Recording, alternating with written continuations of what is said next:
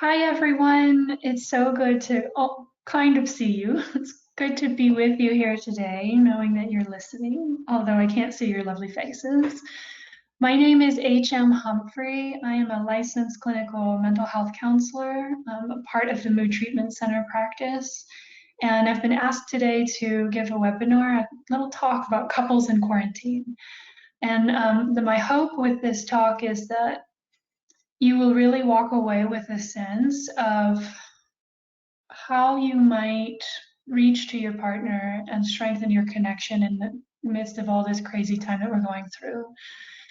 This talk is really designed for couples, for romantic partners, but you may actually find that it could be insightful for other types of relationships as well.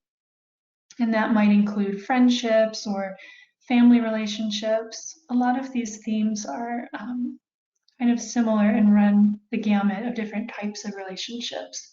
So even if you are not in a partnership yourself, you may find that some of these themes are useful for you. So in terms of how to access questions and answers throughout this PowerPoint presentation, you'll see that there will be time for question and answering halfway through, and then once more at the end of the presentation. So you can feel free to send in any of your questions throughout the talk, just as they come up, but I'll answer them halfway through and then again at the end. If you'd like to submit a question on your desktop, you can click the questions button in the bottom right-hand side of the menu box. And if you want to submit a question on your phone, you can click the question mark at the bottom of the app. And also in the app, you can swipe back and forth if you want to toggle between the video and the slides.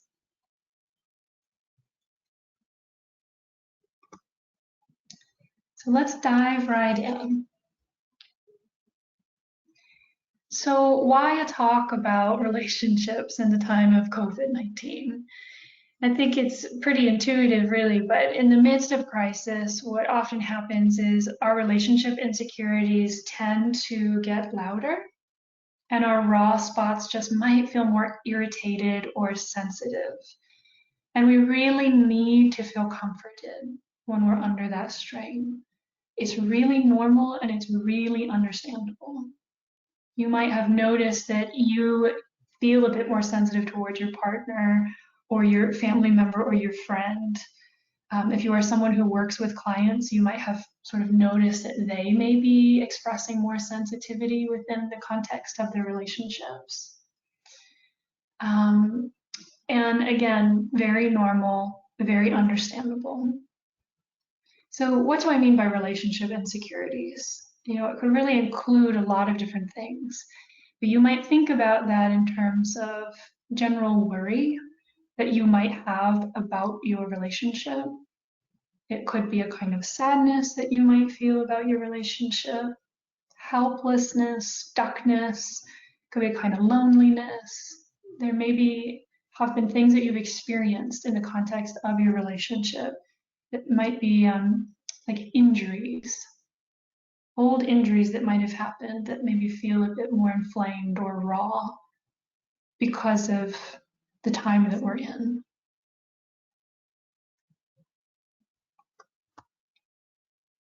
So we tend to handle relationship insecurities in different ways. First of all, some people tend to go quiet and withdraw and really kind of come into themselves and internalize.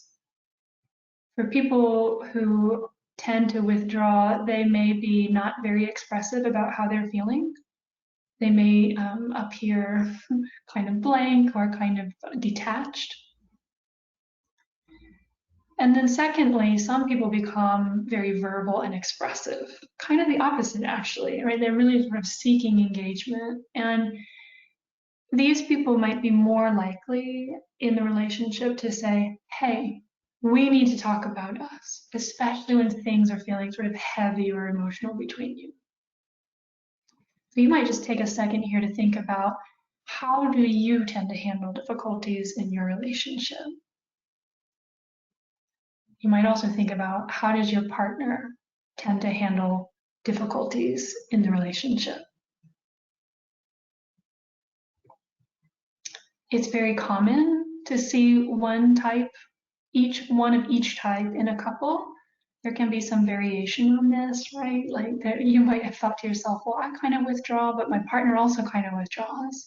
It can be a little variation on it, right? But there tends to be one partner who's a little bit more likely to say, we need to talk about us. And then there tends to be one partner who's a little bit more likely to say, no, I don't want to go there. I don't feel that I can. So a tip would be sort of a piece of advice in a way would be that, whether you're going quiet or withdrawing or turning up the volume and pursuing, this is most likely your best attempt at regulating your relationship insecurities, right? Shutting down, going quiet, or turning up the volume and pursuing and insisting or demanding a conversation. It might actually be your self-protection, right? It may be the thing that you do in order to try and regulate all that distress that you may be feeling on the inside, all the wobbliness that you might be feeling on the inside. So it's very understandable that we may take that kind of action at times. Unfortunately, and you might have noticed this before, these tendencies can really get us stuck into a back and forth pattern of unresolved relational distress. If you are someone who tends to shut down and go quiet and disengage, you might have noticed that that could be quite triggering for your partner. And in fact, your partner may have the tendency of turning the volume up even louder and getting angry when you do that thing that you do to try and cope. And of course, on the other side of that coin, if you are someone who tends to turn the volume up and become very expressive, pushing for some kind of contact or conversation, you might notice that the more you sort of express how you're feeling, the more your partner tends to go quiet or just disengage in some way. So again, you can see how we might get stuck in a back and forth pattern of unresolved relational distress because you're triggering each other. So when we are operating in our self-protection mode, we do not always see how we are impacting our partner on the inside. And we do not always see how we are triggering their underlying relationship insecurities. When your partner gets triggered, they most likely employ their own form of self-protection, which might in turn trigger you, as we were just sort of talking about. And this is how a negative cycle of interaction might get born.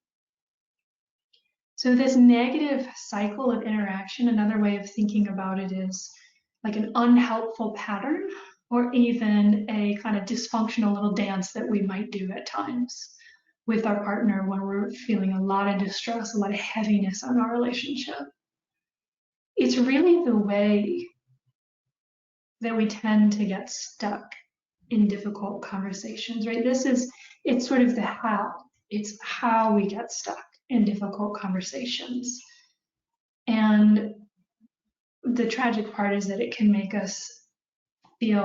leave us feeling disconnected, really angry. It can make you feel that you are just a million miles apart from the person that you really care about, really distant.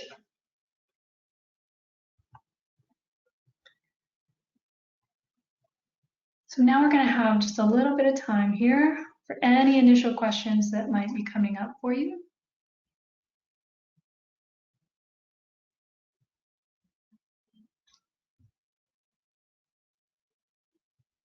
So the first question is, what about when both partners withdraw and we get stuck in inaction? And that's a really good question, right? To that point, right, you're really asking and catching on that there's not always, it's not always a super clear cycle of withdraw, pursue, right? Even a pursuer might end up kind of backing off and saying, oh, maybe I won't try and get too close because it goes badly if I do, or I don't want to be disappointed if I do. So that does happen, absolutely, where we may end up stuck in withdrawal on both sides. And it is, it's really difficult, right? It can be really difficult to know how to change that or what to do with it. And it can be really discouraging. So I think that as we continue on, there may be some answers might come up for you as we are continuing on with the talk. Because really, if you can just begin to recognize what it is that's going on for you, the more you can slow it down and slice it just a little bit thinner, the more you can start to communicate that to your partner. So right now, I might just encourage you to hold it in mind that, oh, okay, it's possible that I withdraw and also my partner withdraws. So just hold that in mind and see if you can kind of sit with that, and maybe more will come up for you as we continue on. The second question is how might we explain this cycle to our partner? I love that you are asking that question, and we will go on to talk about that a little bit more closely as well. The next question is, how does an expressive person connect with someone who withdraws? That's a great, great question. And the sort of the heart of it is really making it safer, right? So we can assume that if someone is withdrawing or shutting down, there is, again, that relationship insecurity or distress is getting really triggered, even if you don't see it on the outside. Right? When your partner is in withdrawal, shutdown mode, it may not look like they're bothered at all. But we have this assumption that actually there's something going on that would lead them to shut down. And so what we really need is a lot more safety, a lot more emotional safety. And again, I think that will become a little bit more clear as we continue on with the talk. But part of it might be softening your anger a bit. Like if you find that you're an expressive person and you're struggling to get through, you might find that you do become somewhat harsh or critical. You turn up the volume in order to get a point across. And if you can be conscious of that and just be really curious about, okay, and take responsibility, right? This is how I'm reacting. But now I'm going to be really curious about what might be going on the inside for my partner. And I'm going to try and be sort of neutral or non judgmental about it. It just creates an overarching sort of atmosphere of safety. And it's much easier to have real conversations from that place. And the last question here is, what about when my boyfriend doesn't take my advice sometimes on things I know will benefit us? And I would say to that, the person who's asking this question might really identify more so as a pursuing partner, right? That it may be your tendency sometimes to take advice on things that you know will benefit your relationship because there's like a hope that you might be stronger as a couple, more connected as a couple. And that makes it makes so much sense, right? And again, as I've been sort of speaking to the other questions, there may be something on the inside that is getting stirred up or triggered for him, some type of uncertainty or discomfort. And it's maybe not just about you, but maybe about himself as well. And so the advice is really to try and slow it down, slice it thinner, take responsibility for what it is that you do and the way that you get triggered, and also become really curious about what might be happening for your partner on the inside that would lead him to kind of not take your advice or hold out or stonewall a bit. Great questions. Thank you so much. We're going to move on here and we'll have more time for questions at the end. So this would not be a complete talk about relationships if we didn't talk about anger, right? Of course, anger, because right when we get stuck in our cycles, we often end up fighting a lot more. So it's important to know that there's actually different types of anger. So a withdrawing anger is kind of anger that's like, leave me alone. Like, I now want to talk about this thing. I don't want to engage with you in this capacity or in this way. It's really a kind of like an anger to get something to shut down. So this can also resemble numbness or showing very little emotional reaction, right? You may have noticed that sometimes, especially in us withdrawers, our anger might look like silence, stony, cold silence, right? Just trying to get something to shut down. And then, of course, there's also a protesting anger, which is basically saying, I'm not okay with how the things are between us. And I'll give you an example, a metaphor that might be useful in sort of drawing this out and making this a little bit more vivid for you. You can imagine that a group of protesters is standing on the sidewalk outside of an institution, and they have their signs and they have their loudspeakers, and they're ready to fight. Basically, they're willing to turn up the volume and throw verbal daggers and be really critical, all because they have a hope that something will change, right? They're probably out there with some kind of value that they really believe that something, an injustice is occurring and something needs to be different. And so they're willing to go out there and really turn up the volume and protest. You can hear that there's a kind of hope in there, right? That's kind of the sweet message in that anger. And you can imagine, for some of you, you might think, oh, that sounds like my partner, right? That sounds like someone I know. So a tip for you would be that it can be really very powerful for you to say to someone in protesting anger, I want to hear every single thing that you have to say. I do. I want to listen. I want to know what you have to say. You can imagine that if that group of protesters is on the street protesting, demonstrating, it would be so wild if the CEO were to come out of that institution and very calmly say, I'm here, I'm engaged, I do want to hear every single thing that you have to say. Can you put down the loudspeaker? You don't have to yell anymore. You might still be angry, but you don't have to shout at me. I do want to listen. I do want to know what you have to say. We calm down when we feel heard. It's just a human thing, right? We calm down when we feel heard. So you might hold that in mind if you are thinking of someone now who has been very expressive and has expressed that anger to you very clearly. The challenge for all relationships is that anger is really a masking emotion. It almost always covers up something more vulnerable below, just like that relationship distress or insecurity that we were talking about at the very start. And remember, that might be like a fear or an uncertainty or a concern. It could be sadness or loneliness. It could be an old injury, right?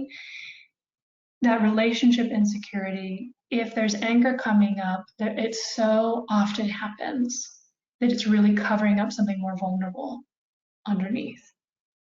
I will give you another metaphor, believe in the power of metaphor, to try and make this one a little bit more vivid for you as well. So you might imagine that you are driving down the road, minding your own business, when another car comes in front of you and you are forced to slam on your brakes in order to avoid narrowly missing that car. I know you can't respond to me now, but you might just think for yourself for a second, what do you feel? What comes up for you in that scenario? For me personally, rage, right? Anger, fury. I'm like so mad that that guy almost cut me off. It really, really makes me angry. And now you might consider, right before that anger came up, what was it that you felt? And for me, panic, right? Panic, fear. I'm terrified that I'm going to die or something very bad is about to happen. It's a really panicky feeling. So you can see that that can change in a split second, right? Sometimes we're not even clearly aware that our the anger that might be getting triggered in us is actually really about a deeper sense of fear or panic, for example.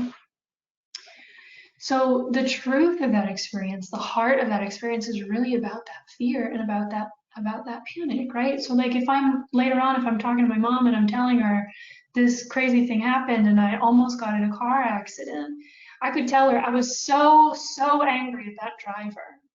And that would be the story, but it would only be part of the story, right? It would be much more vivid and truthful and communicative for her if I were to say, I was so angry, but really, underneath that anger, I was terrified. I was really frightened.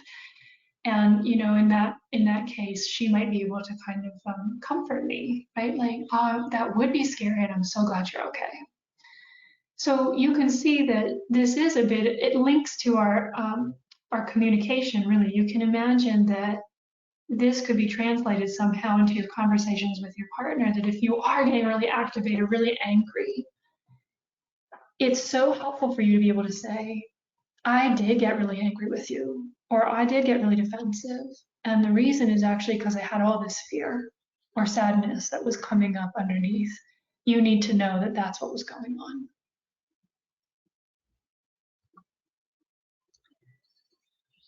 So again, another tip would be to try to always assume that if you or your partner is angry, there is generally something more vulnerable triggered underneath. That could be helplessness, stuckness, shame, it's a yucky feeling. So the encouragement is to try to be really curious and non-judgmental about what they might be experiencing besides the anger that they are showing you.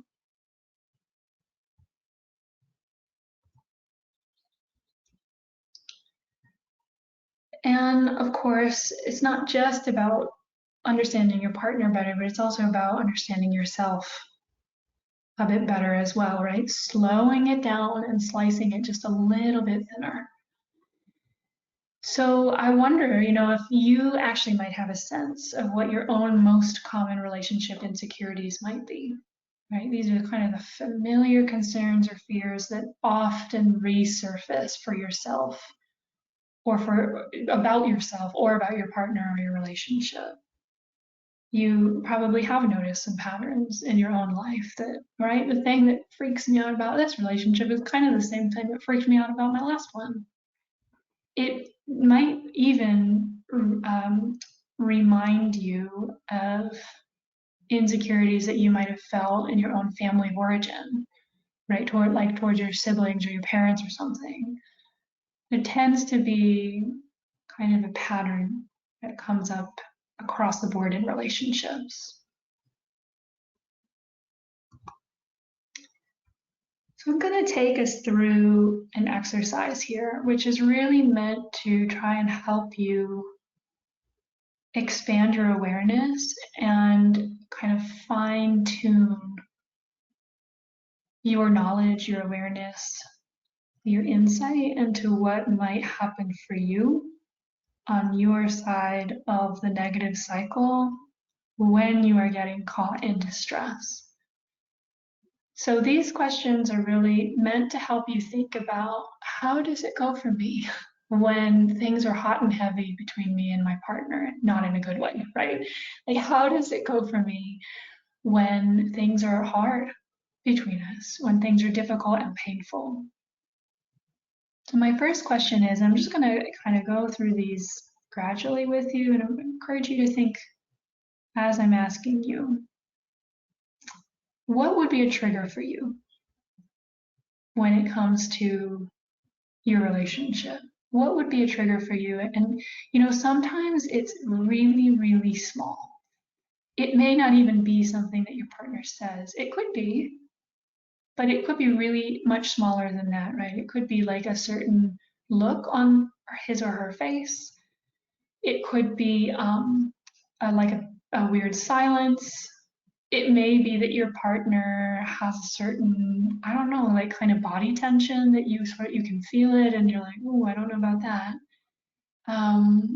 Maybe that they're on their phone a lot, right? There could be lots of little cues.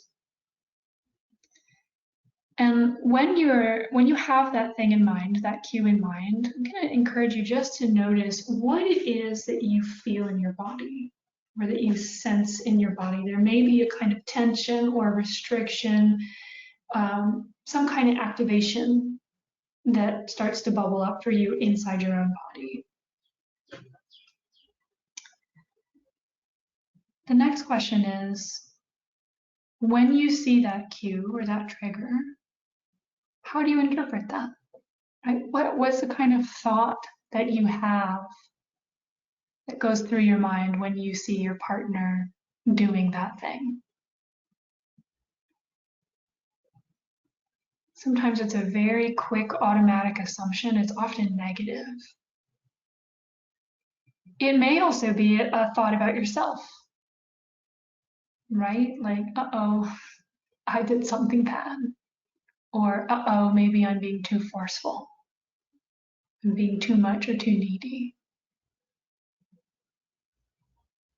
The next question is, can you sense what that underlying vulnerable emotion might be that's getting triggered when you see that cue? So again, it could be one of those relationship insecurities that we've already been talking about, right? It could be fear, it could be some kind of loneliness or helplessness, it could be an inadequacy thing. The next question is, what's the emotion that your partner most clearly sees in a fight or in a really heavy moment? So fighting looks really different between partners, right? Sometimes some of us are very verbal and much more sort of knock down, drag out, the neighbors can hear kind of deal. But sometimes it's very subtle and very quiet and very tense. Depending on how you are in your relationship, you might just think about this question, right? Like, what is the thing that your partner most clearly sees when you are really riled up? That could be anger. It could also be a kind of numbness, right? It could also be kind of like a blankness, like, I don't really feel anything. Like, I kind of go into shutdown mode. And then the final question is, when all of this is online for you, when all of this cascade is happening for you, what do you feel the urge to do? What is the behavior, the thing that you just feel the urge to do? So that might be you feel the urge to stop talking, disengage, avoid this conversation, hide until the storm passes. It could also be that you really feel the urge to turn the volume up or to say it in a different way or to push for a conversation. It might be that you feel the urge to like become critical, that's like, well, now I really feel like I need to point out all the things that you are doing. Kind of defensiveness, right? So I will walk through you with this and I'll give you just examples for myself. It may be helpful to kind of flesh it out for you a little bit. So going back to the top of this pattern here, the cue, right? Again, sometimes it's super small. In my case, my partner will, for me, when he gets a serious look on his face and he does this sniff, he goes, there's just something about that. It really triggers my whole pattern, my whole side of the cycle. It's so ridiculous. It's really tiny, right? But it's the serious look and that sniff. And the thing that I notice in my body, it's some kind of discomfort in my chest. Like this happens really quickly, right? I'm really slowing it down here. All of this happens in a moment. But I hear the sniff, I feel that discomfort in my chest. It's an uncomfortable feeling. And then the cognition that I have, right, the thought or the interpretation that I tend to make out of that, it's really quick, it's automatic, but it's usually like, uh-oh, he's mad at me, or he's annoyed with me.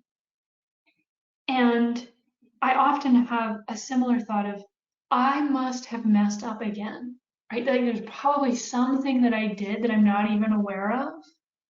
And that's what that sniff brings up in me. The vulnerable emotion, I mean, I think you can kind of hear it, right? It's like it's fear. It's fear that I might have messed up. And I would really say that's like an inadequacy thing. It's kind of a shame. It's in the shame family. Like it's a yucky feeling. I hate that feeling.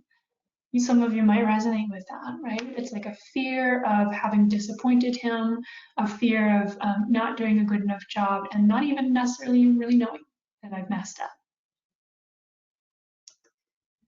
And of course, the masking emotion, like I get pissed, right? Like I get really angry, I get mad, I get defensive.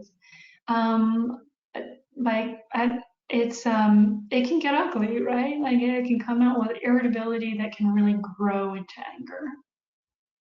And I really feel the urge, my action tendency here, I really feel the urge to just like defend myself right off the bat, or to ultimately to like shut down or dodge the whole conversation, right? It's like I don't want to go there. I already don't feel like I'm doing a good job. And I really don't feel like if we go here now, that I'm going to do a good enough, like I'm going to make it worse, right? It's a feeling, it's a sense of helplessness, and I'm going to make it worse.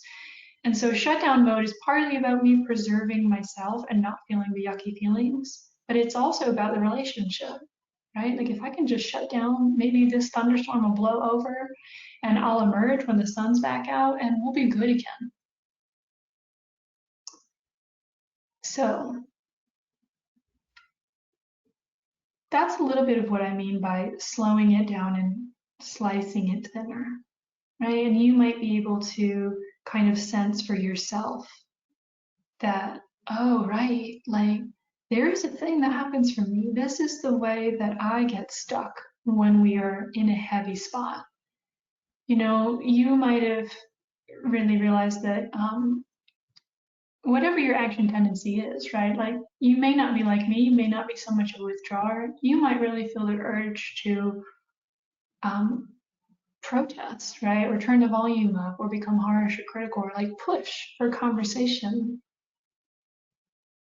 And either way, you can see that that may trigger something in your partner, right? It may trigger something in your partner and it may connect to their whole part of the pattern. And that can keep you locked in a cycle. So for you to have just a little bit of an increased awareness about this, it's a big deal because it can seem really chaotic when you're stuck in your cycle.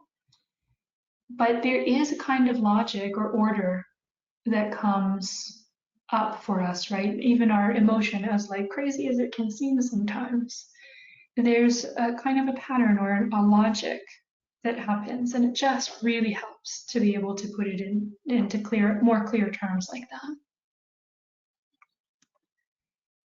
So another piece of advice would be, you know, when we can really communicate in an honest way about how it is that we get triggered and, you know, honestly, the things that we do to handle it, that can be so helpful for improving our communication with our partner. I would encourage you to only share this with your partner if you can do so in a way that really reveals information about yourself, in a way that reveals vulnerable information about yourself, right? This is not a time to be pointing out your partner's unhelpful behavior because you're trying to make it safer, right? Like you're trying to create emotional safety so that your partner isn't so on guard.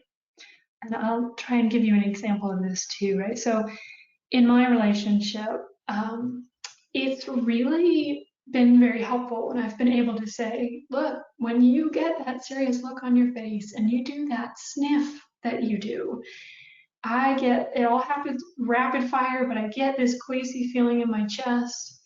And I get immediately, I have this thought. I'm like, I must have done something wrong. He's annoyed with me. And all this like concern, discomfort, even honestly, even fear, anxiety, it starts to come up. And the fear is that I have messed up, that I've disappointed you somehow. And really, it just triggers all my inadequacy stuff, which was there before he ever came along, by the way. And for me to say all of that gets triggered, and that's when I get irritable and defensive. And that's when I shut down.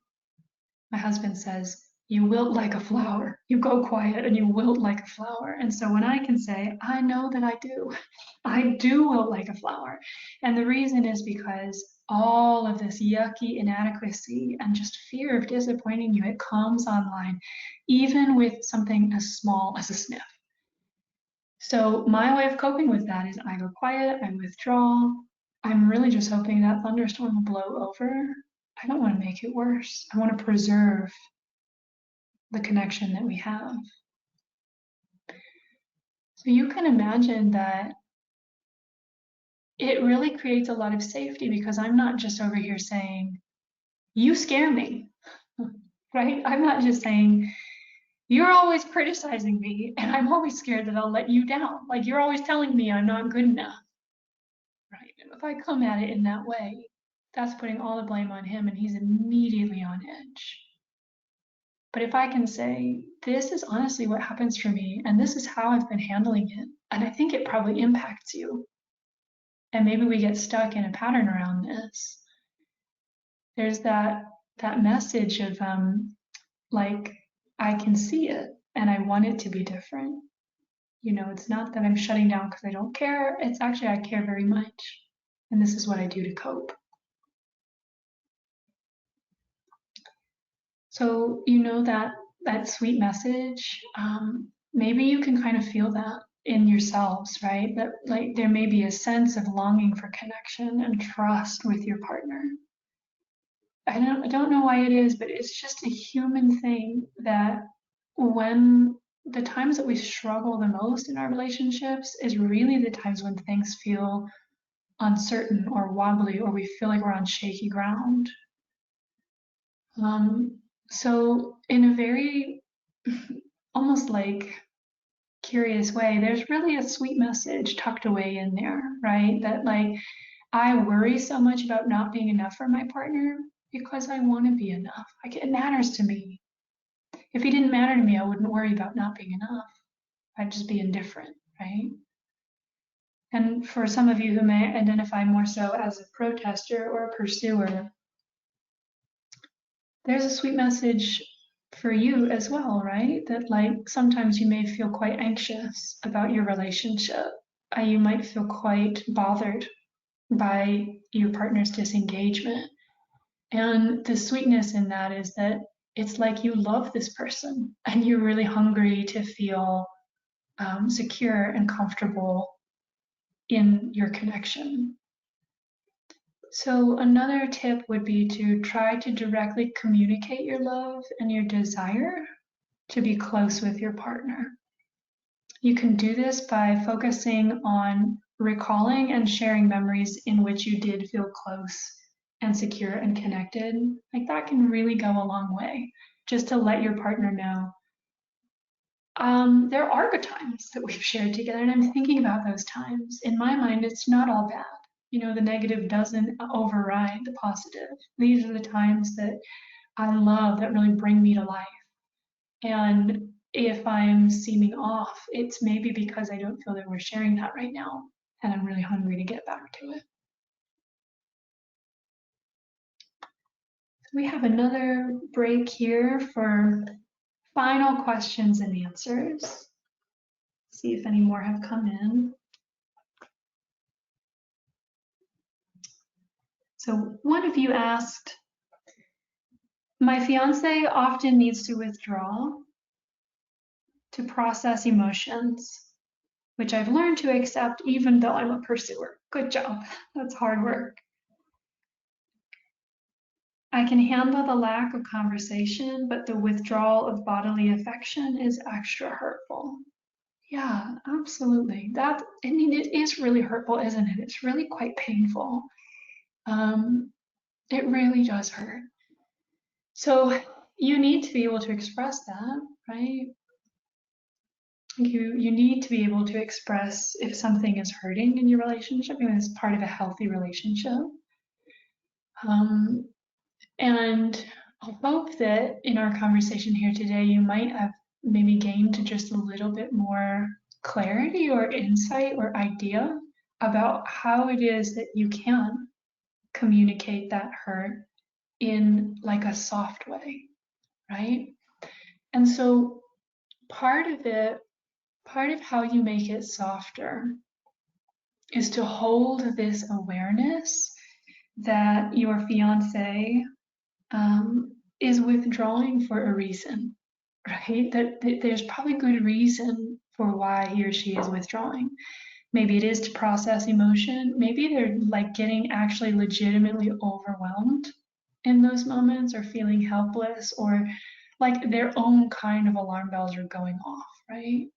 So for you to be able to recognize that and to say, yeah, I understand, at least on the surface, that you're withdrawing because you need space to process something.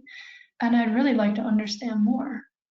I'm not assuming that I know everything about what happens on the inside for you, but I think it is about you, maybe not even so much about me.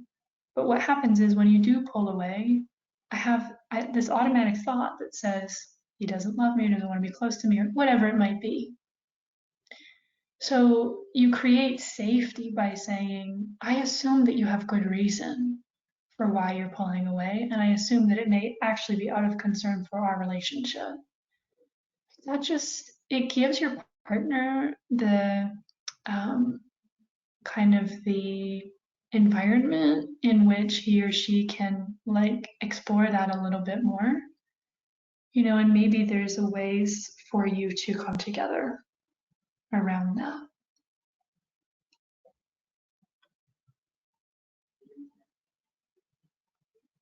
So another question would be kind of similar, right? But how do you find a middle ground when one of us is withdrawing anger and another is protesting anger? Yeah, it's a really good question. And you might have picked up some ideas like in this conversation so far, but a middle ground is really to try and build a greater awareness of the fact that you get stuck in a cycle, right? That you are both doing things in your pattern and your part of the dance that lead and contribute to a cycle. That's actually the real culprit here, right? It's more that the cycle is the problem in your relationship and probably less about you two as people. You're not enemies, right? You are not enemies. So the cycle helps us to understand how it is that you can get so stuck and can actually feel like enemies sometimes.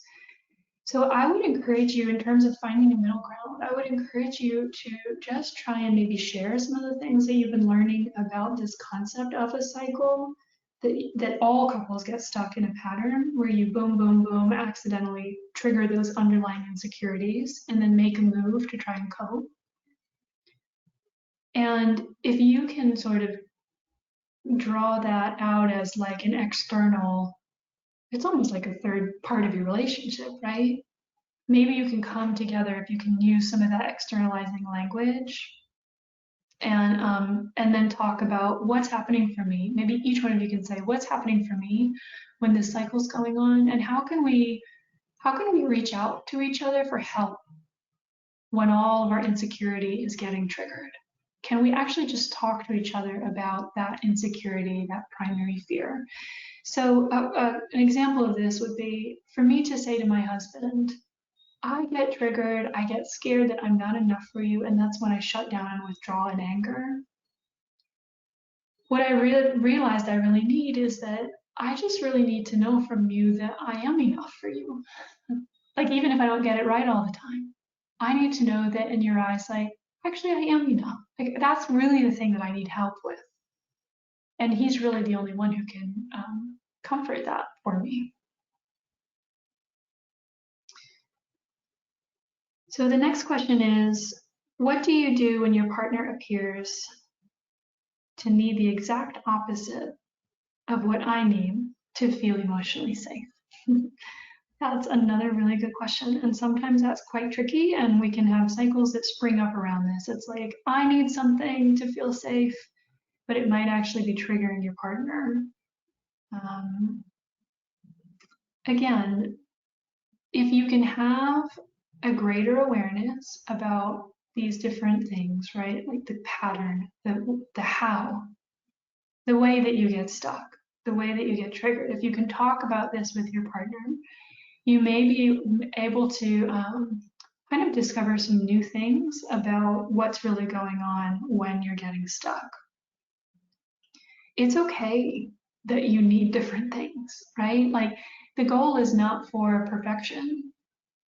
Like it takes a long time to kind of figure this stuff out, actually. And you're not going for perfection. It's okay to have fights, it's okay to have speed bumps. It's really more so about how do you come back together at the end, right? How do you come back together, identify your underlying need, and request that? And if your partner doesn't seem able to respond to that, then the question is, oh, what's making it hard? What's the block that gets in the way of you comforting me or helping me in the way that I need? And then you can try and talk that through as well.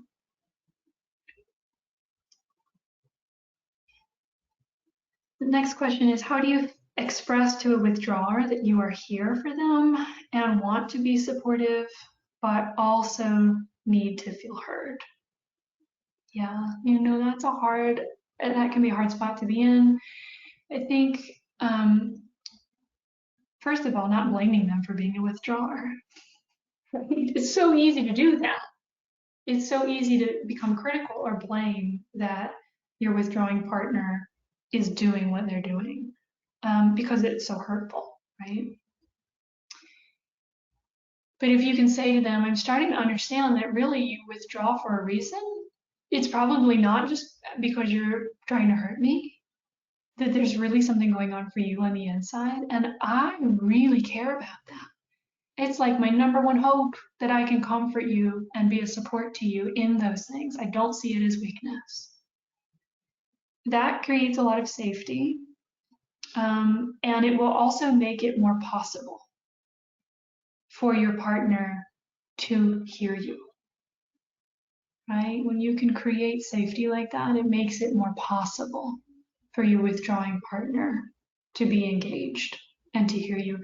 And you may actually ask them that question, right? You might say, I think that we get caught in a cycle, and I think that that you withdraw because you're feeling overwhelmed, or at least I assume there's something maybe much, much deeper than that goes on for you.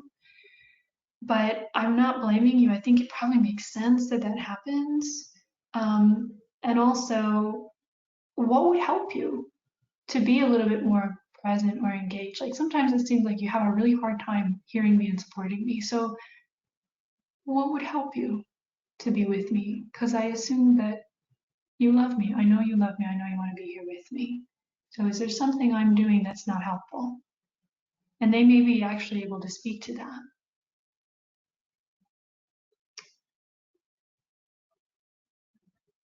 The next question is, how do you suggest handling a husband who is perfectly content the way things are, and after multiple conversations, they don't seem to want to break their cycle? Yeah, man, I just hear so much like frustration and probably like sadness in that question. That's so understandable. And I'm assuming that your husband is probably more on the withdrawing side. So again, how do I suggest handling a husband who's perfectly content the way things are and haven't responded to multiple conversations? I assume, again, try to hold this assumption that your partner is probably not perfectly content. It might look that way on the outside, and I do not know how it is that we can look completely content and calm on the outside, but on the inside is a tornado, right? On the inside, it may be extremely different than what you are seeing on the surface. So my strong encouragement to you is to try and hold that frame and just be really curious about how that might be true, even if you don't, even if it's hard for you to believe it right now. So for you to hold that frame that on the inside is probably more like a thunderstorm, even though on the outside it seems like he's content and not motivated to change. And you can try and communicate that, right? And it, like, in as gentle of a way as possible. I know that's so hard. Like, it would be so easy to become critical and like anxious as you're trying to say this to your frozen partner.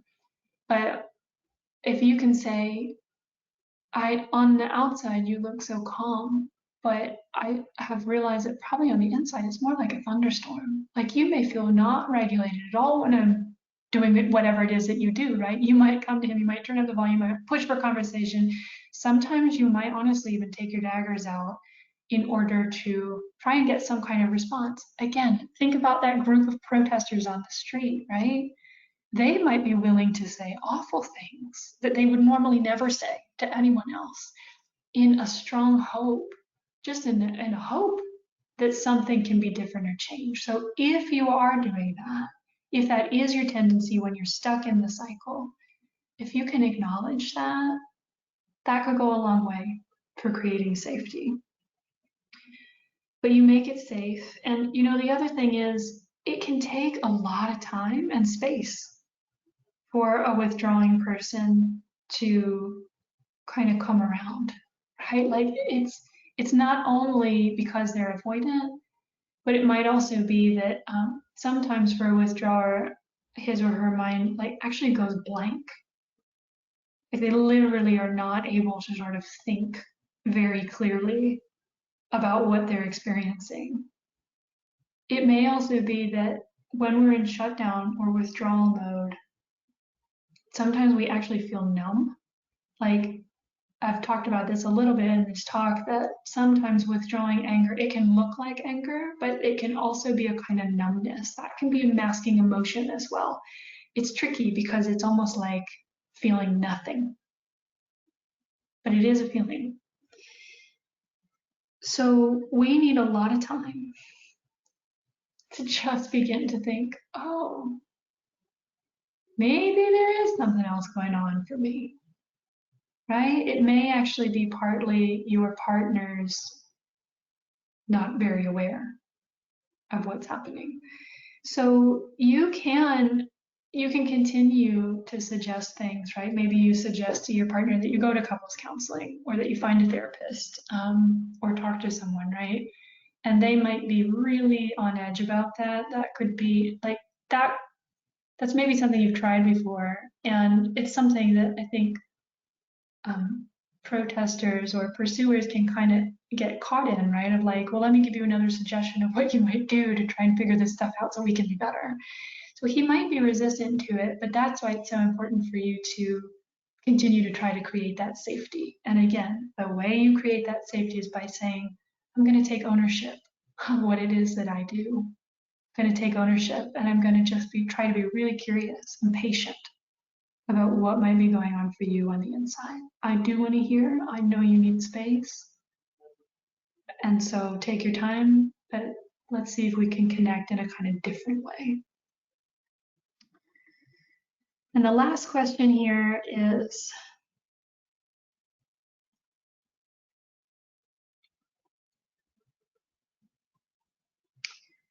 my partner has high functioning Aspergers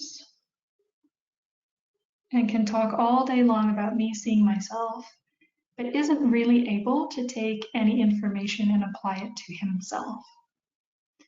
Can this awareness and practice itself help my marriage if my partner is not aware of the cycle and only willing to talk about my parts? Can I still make a positive impact on my marriage? That's a good question. Yeah. I think that the answer is yes.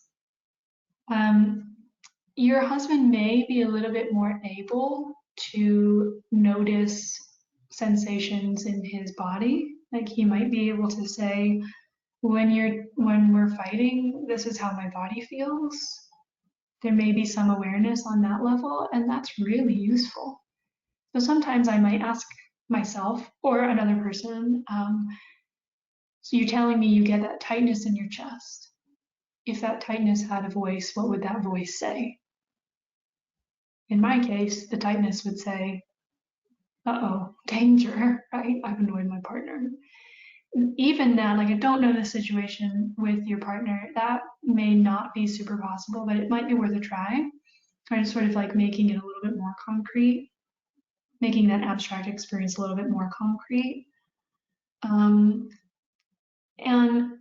I do think that your awareness about how it goes for you in your cycle is still useful, even if it's kind of one-sided, right?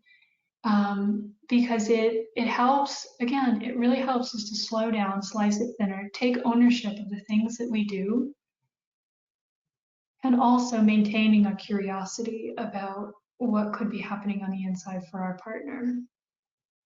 It's also possible that that even the Asperger's itself, I don't know if you ever feel like it might at times become almost like a label, or that sometimes your partner might get quite discouraged if he's thinking about that Asperger's, or she is thinking about that Asperger's, but it may just be worth externalizing that a little bit as well, right? Like in some ways, if you can talk about it, and maybe you already do this in your relationship, but if you can talk about the Asperger's as like, it's me and you and the Asperger's, and sometimes this is the way that it can be a little bit of a block, you might be able to have some conversation around that, right? So even just to be able to have this recognition that like there's certain limitations or certain implications of having Asperger's, and when I encounter those, I tend to kind of shut down or withdraw, or I just kind of go blank and I don't really engage. Even to be able to make that explicit and to talk about it in that zoomed out kind of way could be a very useful conversation in your relationship. But for more sort of specialized knowledge around that, I think, undoubtedly meeting with somebody who does specialize in that kind of work and that kind of that just the arena of Asperger's might be useful for you as well. So we're at the end of our time here, and I just want to give you one more piece of information. Thank you so much for those questions, by the way. Those were really insightful and really helpful questions. We have one more webinar in this series. It is this Friday, the 22nd at 11:30 a.m., and it is about managing stress through spirituality. You can sign up for that webinar at moodtreatmentcenter.com/webinars. I also believe that all of our webinars have been recorded and are going to be uploaded onto YouTube for viewing later on if they haven't been already. So you can go back and replay this talk at any point if you are wanting to kind of run through it again or soak inside of it again. So thank you very much for your time and for your attention, and we hope to see you again soon. Take care.